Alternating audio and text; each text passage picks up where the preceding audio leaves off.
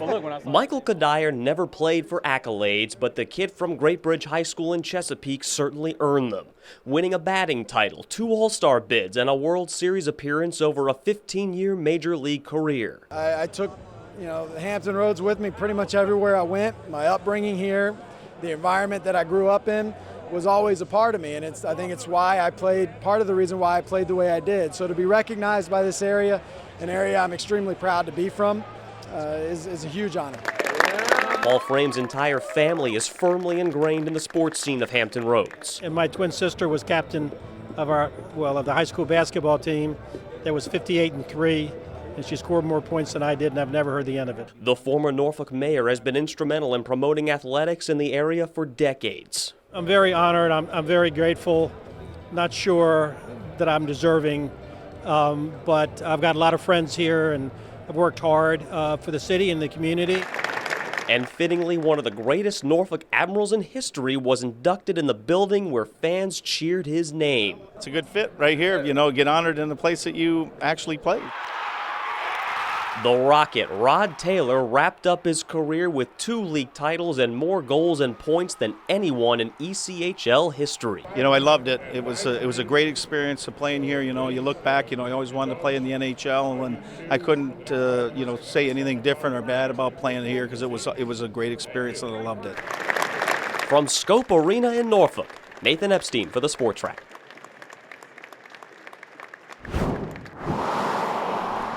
Next to the Virginia Beach Convention Center, this parking lot could be transformed into a 150,000 square foot sports field house. I'm not super happy about it. While neighbors worry about congestion, Councilman John Earns says the facility will give the city an economic boost by attracting youth sports year-round, from basketball to field hockey and gymnastics. But I think it creates a really wonderful local asset, and it also gives us the opportunity to go out and secure more of this very lucrative sports marketing money. Earns says the money for the facility, roughly $25 million, is already in place. He believes it fits perfectly into the city's plan to build an arena across the street and the redevelopment of the former Dome site near 19th and Pacific. I think that you would really see a revitalization of the central part of our resort area that we've never had. Earns says if approved, all 3 projects could be under construction at the same time. Connie Horan, who moved to the beach from busy Northern Virginia, says the increased traffic from the venues could push her to sell. Are we going to become so commercial, that we lose that kind of sort of small town sort of feel? In a recent meeting, Councilwoman Barbara Henley raised some concern. I'm feeling like we're overwhelming this area. Those worries include parking. Earns says multiple parking garages could be needed, but says there's room to do it all. Still, the skeptics want clarity on how their tax money would be spent. Are we really going to be making enough after what we're shelling out to do this? I'm in contact with the staff at the planning department. Tom Musumeci looks out for his community as the head of the Seabridge Square Civic Association. His neighbors live in these homes. Todd Walker looks out for a different kind of community as the head of the Judeo-Christian Outreach Center. A fair amount of people in the area that are living below the poverty level. And they don't have homes at all. Walker's office is less than a quarter mile from Musumeci's home, but in a way, they're worlds apart. When you walk from one to the other, Empty beer cans here, another empty beer can there. Musumeci says the problem is the people that gather for the center's daily free meal. There's usually a bunch of people that just sit out there all day. They got lawn chairs and coolers. It's not our clients that are there loitering. Now we You're saying it's not your clients? No, it's definitely not our clients. Austin Moorfield definitely was one of their clients. They got me on my feet, when I had to stay here. He agrees the location draws crowds. Yes, sir. JCOC offers the meal every day at 6 p.m. Yeah, people were drinking, smoking weed out here all the time. And surveillance video from a city camera shows people gathering late on a recent afternoon, about the time people would line up for the daily meal. Musumeci says the neighbors don't oppose helping the homeless, they just have no appetite for the crowds and what the crowds leave behind. Meanwhile, development is ramping up on what's known as the 17th Street Corridor. 17th Street really has a tremendous potential for mixed-use redevelopment. On this site, right across from the JCOC, we will soon see the $68 million Sportsplex, a multi-sport recreation center. We really believe that this is going to be a catalyst for that. Because they're going to need a sportsplex. Because you know, families are coming. And the JCOC plans to be part of that revitalization. It wants to consolidate several buildings into one structure on the same site. Same services, new transitional housing, and the same daily meal it's provided for decades. The JCOC is really good at handing out fish to people, but they're not teaching anybody how to fish for themselves. Walker has heard that line before, and he's not biting. Walker says the meal is a gateway for other services. It gives us an opportunity to engage some of those homeless individuals who have not made the decision to get housing or get the help that they need, so we can continue to engage them, and you have to have a carrot to kind of dangle to meet them where they are, and that's very important. The first thing I heard about was just that they just give out dinner here. You know, it was kind of embarrassing to come here for the first time, and I was like, dang, you know, but it's an awesome service they got here. On occasion, the two sides have come together. So we try to engage the JCOC about this all the time. They just haven't come to any agreement. Was it constructive? Was it cooperative in any way? I wouldn't call it constructive.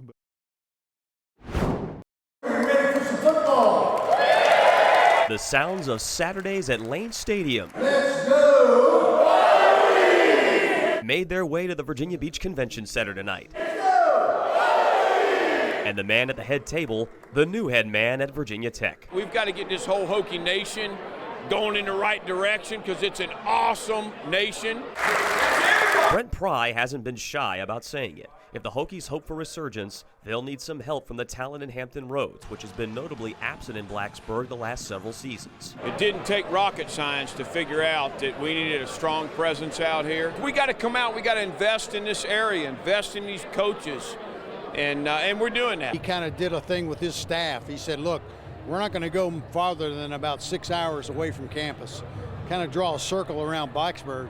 And obviously the 757 is a huge part of that. He understands, he knows that. Pry's coaching career began as a graduate assistant for the Hokies in the mid-90s when Frank Beamer led Tech to the Sugar Bowl, Orange Bowl, and the Gator Bowl. It's surreal to me to be in his office. It still doesn't seem right. He's like a Coach Beamer, Coach Foster clone. And to lead the Hokies back into the national spotlight, Pry is calling on all of the 757. This isn't a one-way street. We need the letterman. We need the fan base. We need the Hokies in this community to support and be aggressive in getting guys to visit Virginia Tech. We need narrative about how awesome the experience is in Blacksburg. Even heading into his first year, Pry knows the pressure is on to put back-to-back losing seasons in the past. Sometimes you catch lightning in a bottle in year one, and hopefully we can do that. But the recruiting and putting a good foundation in will get us back where we need to be for the long haul. It is kind of a honeymoon because they're undefeated, and he understands that. And how fitting the Brent Pry era begins in Hampton Roads when the Hokies pay a visit to Old Dominion on September 2nd. In Virginia Beach, Nathan Epstein for the Sport Track.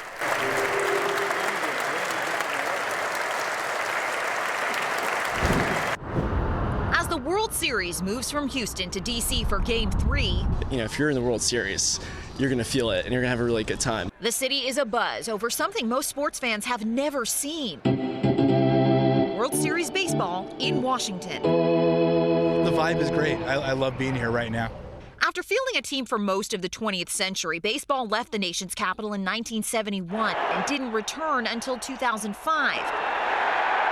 Now, the Nationals have brought the World Series to D.C. for the first time since 1933. We've been Nationals fans for a long time, so it's good for them finally to get, what they deserve. With the series 86 years in the making, they're the toast of the town, celebrated with commemorative brews like the 86 Years Double IPA on tap at stadium neighbor Blue Jacket Brewery. We don't really brew beers for specific occasions unless they're extremely special, and obviously the Nationals being in the World Series is one of those occasions.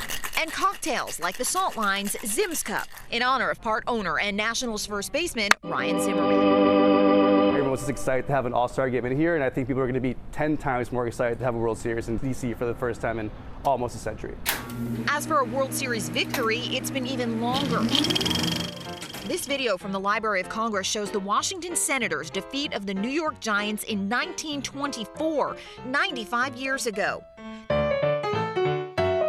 Here's the 1924 World Series press Curator corps. Susan Rayburn says she's had a number of requests for items related to that long-ago win. Here we've got a wonderful headline up top that says, "First in war, first in peace, first in baseball." While most DC fans have little doubt in their 2019 predictions, If the Nats win the World Series, I should say when the Nats win the World Series. win or lose, it's the series of a lifetime. In Washington, I'm Karen Kafa. Good morning, I'm Nathan Epstein with the Sports Wrap. Looking back on college football Saturday, no doubt the game of the day had to have been the wild finish we saw in Blacksburg. It took not one, not two, not three, not four, not even five, but 6 overtimes to finally decide things between Virginia Tech and North Carolina. The Hokies couldn't afford a home loss if they wanted to stay in the race for a conference division title. Last 4.5 minutes, down by 7, the third-string quarterback Quincy Patterson races 53 yards for a game-tying touchdown.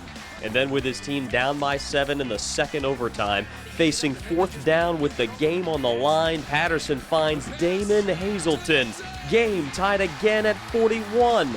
Now both teams missed game-winning field goal attempts, and because of a new rules change, once you get to a 5th overtime, each team tries 2-point conversions from the 2-yard line.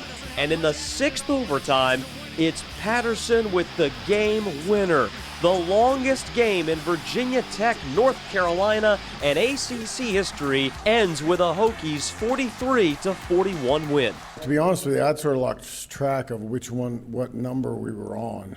You know, I knew we had to go for 2, but there's a lot of pride in this room with these players. You know, they have a lot of pride in Virginia Tech and pride in each other and their teammates.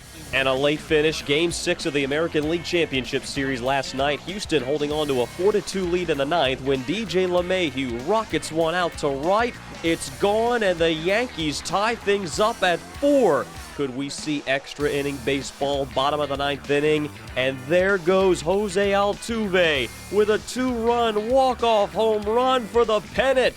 Houston's little man, all 5'6" of them, just sent Houston to its 2nd World Series in the last 3 years. They'll face the Washington Nationals starting on Tuesday. NFL Sunday coming your way. The Redskins take on the undefeated San Francisco 49ers. That game set to kick off at 1 o'clock, and you can see it on Fox 43. And the NASCAR playoffs head to Kansas. We'll have a full race recap coming up for you on WAVY News 10 at 6, and of course at 10:45 on the Fox 43 Sports Wrap. I'm Nathan Epstein for the Sports Wrap, and we hope you enjoy your Sunday. Big homecoming crowd at Zabel Stadium. Coach Mike London's team trying to snap a 3-game losing streak. JMU in search of its 7th straight win. First possession for the Dukes. They're in the red zone, but Ben DiNucci's pass intercepted by Isaiah Laster, the Tribe forcing the early turnover. And the first play after the pick, it's a direct snap to Bronson Yoder. And Yoder finds daylight, but he cannot find pay dirt. He's dragged down after a 73-yard run. The Tribe would have to settle for a field goal to take a 3-0 lead. Still in the first, JMU driving the ball down the field. DiNucci chased out of the pocket, floats it to a wide-open Brandon Pope to put the Dukes up 7-3. JMU would actually take a 21-3 lead into the locker room at halftime. In the third quarter, William & Mary lining up for the field goal. But what do we have here? It's a fake. Ted Hefter throws it to the fullback, Trey Zombik. Touchdown Tribe, but they still trailed 21-10. In fact, that would be William & Mary's final score of the game. JMU puts the icing on the cake when DiNucci finds Kendall Dean on the deep ball to put the Dukes up 31-10. JMU goes on to win it 38-10. 4th straight loss for William & Mary. Next week, the Tribe are at Maine. In Williamsburg, Brian Parsons for the Sports Wrap.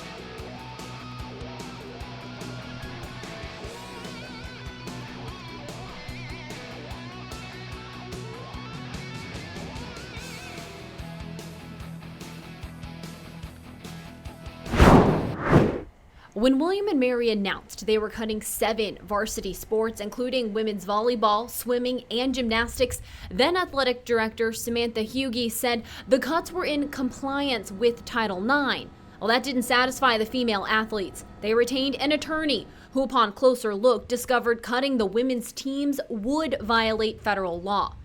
Hughey stepped down. Jeremy Martin stepped into the leadership role. Yesterday, the athletic department announced the women's teams would stay.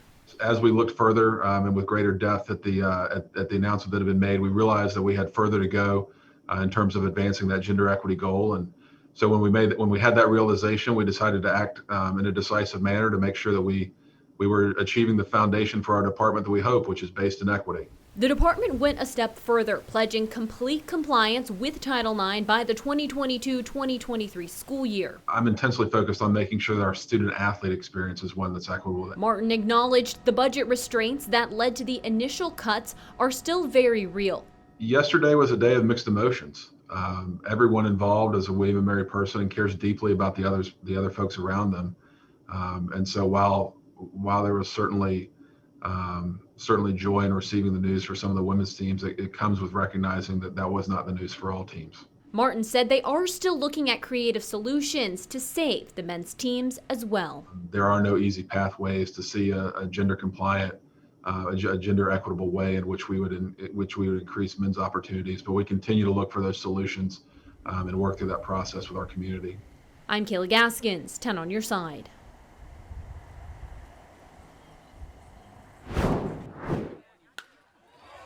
This is probably the most challenging time student athletes will ever face.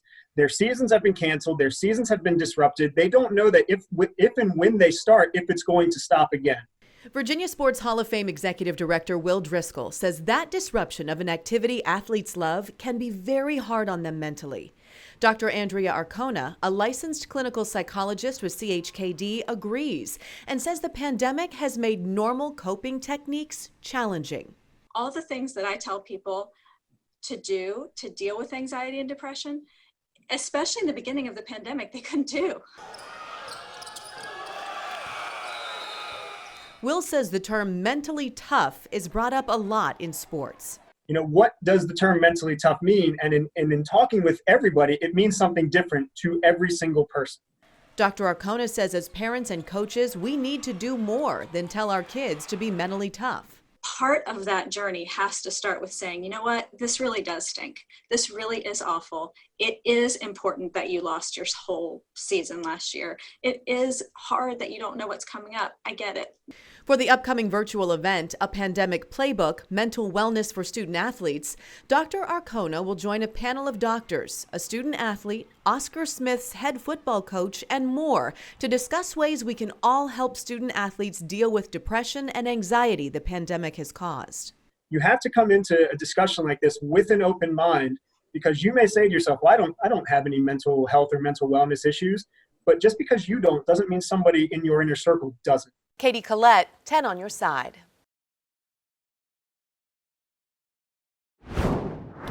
Good morning, I'm Brian Parsons. Virginia Tech riding a 2-game losing streak in desperate need of a win yesterday against Syracuse to keep its bowl hopes alive. A lot of Hokies fans are starting to lose patience with head coach Justin Fuente, who has seemingly been on that hot seat.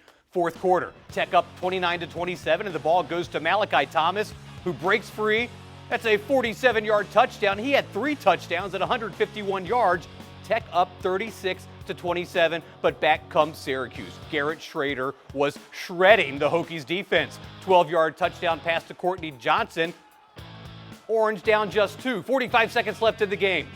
The ball on the Tech 45. Schrader hit as he throws it, and it ends up with Damian Alford, his only catch of the game. And that's a touchdown, folks. Tech failed on its last-second Hail Mary attempt. Syracuse comes to Blacksburg and stuns the Hokies 41-36 as Tech's third straight loss. It's a tough way to lose the ball game. Really proud of our kids again. I mean, they keep putting forth incredible efforts.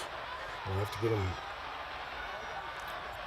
rounded back together and get ready to go next week. Next week, the Hokies are at Georgia Tech. And speaking of Georgia Tech, UVA and its high-powered offense at home against Georgia Tech.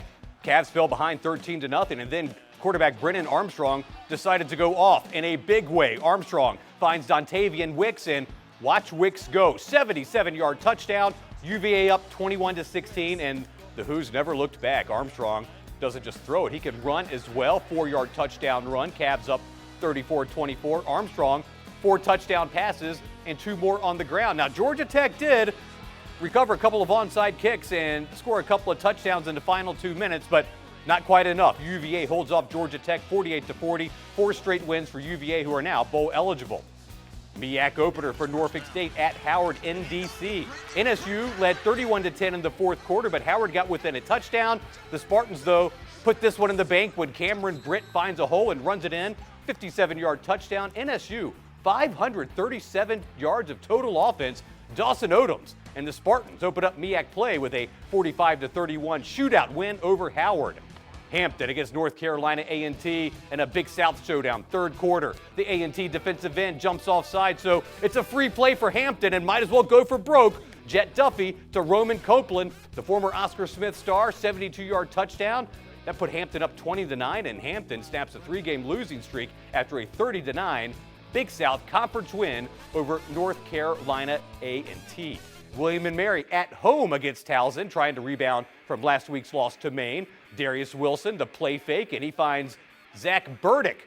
Talk about being wide open. 65-yard score. William & Mary making the big plays today. Donovan Lester had 3 touchdowns. The Tribe defense intercepted Towson 4 times. William & Mary goes on to win big, 40-14, and a big one next week against first-place Villanova.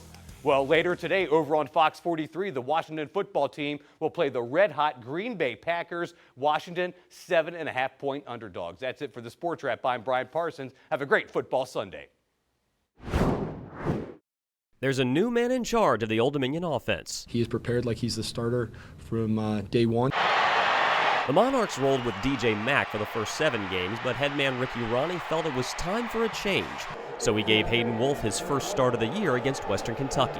He's been practicing very well and thought he gave us a better chance to win this game and win into the future. Still considered a redshirt freshman after the lost COVID season, Wolf threw for an average of 245 yards in 3 starts as a true freshman. I was fortunate enough to play games in 2019, and each week I kind of go about preparing for the game like I was going to be going out there and playing. At 6'5", 220 pounds, Wolf is more of a pure pocket passer as compared to the more mobile Mack. Wolf showed some big play potential on Saturday. He threw for 327 yards, but no touchdowns, and he was picked off twice. There's a lot of room for improvement. You know, there's a bunch of base plays and stuff like that where maybe I overlook something. ODU is now 1-6, riding a 5-game losing streak, and still has not beaten an FBS team in almost 3 years. It's hard to lose, but at the same time, we're not going to lose the faith. The Monarchs went 1-11 their last full season in 2019, but they've come close in several games this year, and Wolf believes things are starting to change. The morale on the team is different than it was then. No one's going to give up on our team. We're going to keep fighting, and each week, we're going to go prepare like we're going to win the game. Coach Ronnie, meanwhile, refuses to use the word rebuild. It's not about rebuilding. It's about developing all the time. And we've got to develop in a way that we are able to produce the 1-0 result that we want each and every game. And right now, we're not at that level, and we need to be. ODU has a week to rest up before their next game against Louisiana Tech. In Norfolk, Nathan Epstein for the Sports Wrap.